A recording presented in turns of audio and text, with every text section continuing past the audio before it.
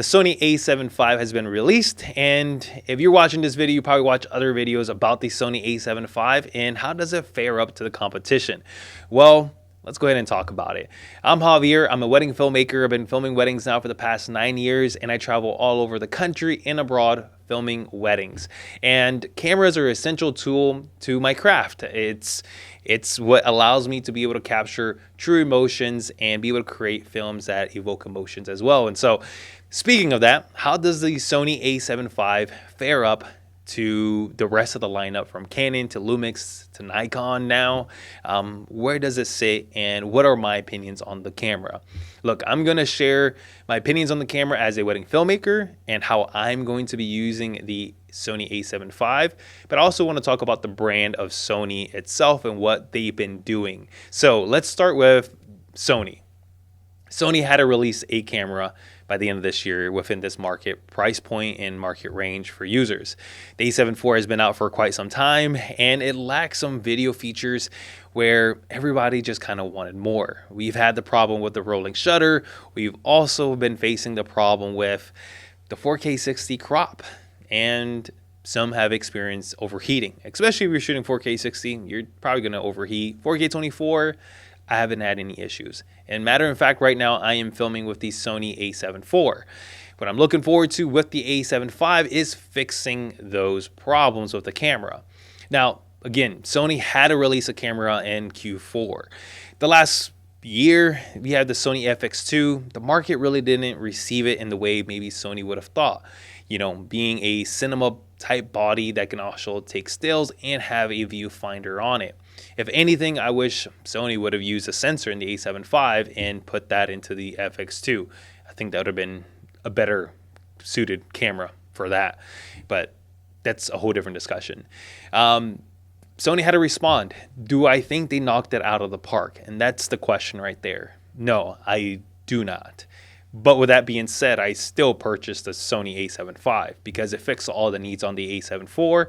And for the way I'm going to be using this camera, I don't care for 6K, 7K, open gate, and internal RAW. As a matter of fact, I used to have a Canon C7 that can shoot in RAW, and I used it for a few weddings, and I said, this is not worth it. Don't see the big difference when it comes to 10-bit to 12-bit when delivering and seeing work on YouTube and things of that nature. So is it always worth it having RAW? No. Is it a nice compliment? Yes. But do you absolutely need it? No. 10-bit is what we need. And maybe we get to the point one day where 12-bit becomes a standard and doesn't have to be RAW. But coming back on track. Again, Sony had to release it. They didn't knock it out of the park, to be honest with you, but I think it's an amazing camera. Matter of fact, I pre-ordered one, like I said before, and I'm actually going to be receiving it within the next 2 weeks, hopefully by December 18th. So I would love to do a unboxing and first impressions of the Sony A7V. I've already seen other people's opinions and talking about Sony cameras being trash. Is it trash?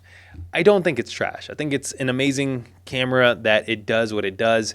And if you fit within the profile that you need this tool, then Sony delivered.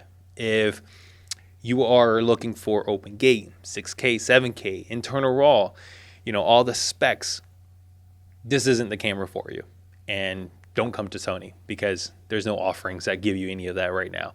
Maybe A1 Mark II, but do you want to spend $7,000 or $7,500 on that camera for those features? No. You can get it from Lumix or from Canon at a cheaper price point. But with that being said, let's talk about how I'm going to be using this camera and why I purchased it.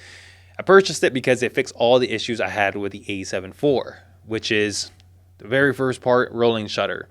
Having that partially stacked 33 megapixel sensor fixed all of that for me, and readout speeds are a lot faster.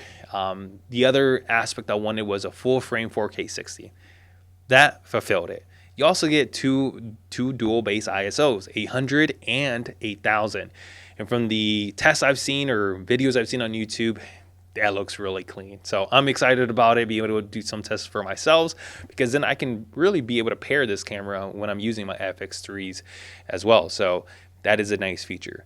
And honestly, the most underrated feature that nobody's talking about, I think, the reason why I really love this camera is it's the screen, the design of the screen, the 5-axis tilt screen. That should be a standard for all camera brands now. That is a feature that I was looking forward to the most and almost led me to buy the Sony A1 Mark II. And I'm glad I didn't buy it because now I saved over $3,500 and I just went ahead and purchased the A7 V. So body design was important, and having a great screen with the ergonomics was important to me. Now, the features that I am excited about and being able to use this camera on a consistent basis, that's going to be more for content creation, making YouTube videos like I am right now, making social media videos and reels, and also working on some passion projects that I have.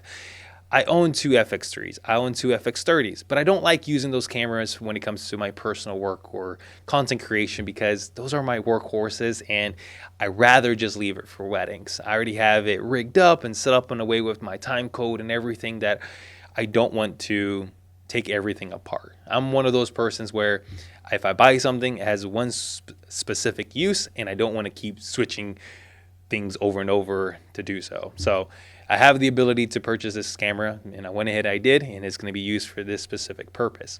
I do plan to bring it on to weddings with me, and I want to see how it performs. And the way I shoot weddings is a little bit different from other filmmakers.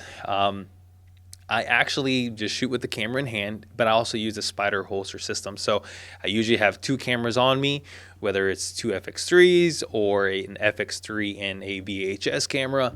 I have two on me at my hips at all times. So that's going to be a dynamic where if I can bring the A7V with me, I'll have it as a B cam, or may have it just live on a tripod, on a on a gimbal, and I'll just be able to use it consistently on that, or bring it over to my hip when I'm using the spider holster. So really excited. That's kind of my thoughts right now. I just got to wait until I get the camera to be able to mess around with the settings, dive deeper into the menus, and start shooting with it. So as soon as I get on the 18th, I'll plan to make an unboxing and speak a little bit more about the camera and see how it plays out. I have a wedding on the 27th. I'll be able to bring it on with me and start shooting then. If you went ahead and liked the video, subscribe to the channel, like the video.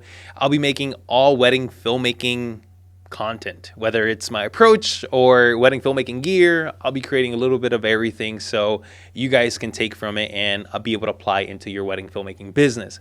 With that being said, if you like the colors as well, I have my Atlas collection pack down below that you guys can pick up. Let me know what you think about it. But with that being said, I'll see you guys on the next one. Peace.